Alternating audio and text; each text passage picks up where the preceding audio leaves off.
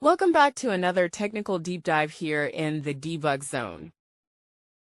Today we're tackling a big question and breaking it down with insights from other users. Hopefully this clears up some misconceptions and helps you get the answer you need. So buckle up, stay a little curious, and let's jump right in.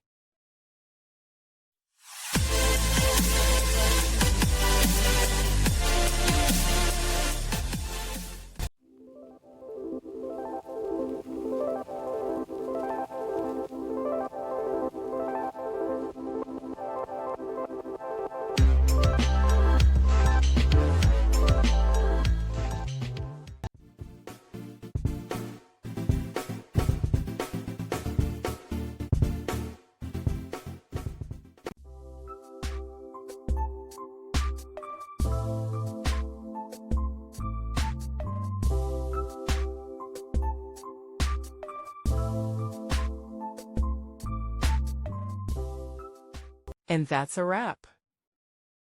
I hope you found the answer you were looking for. If you did, take a second to hit that subscribe button. It really helps out.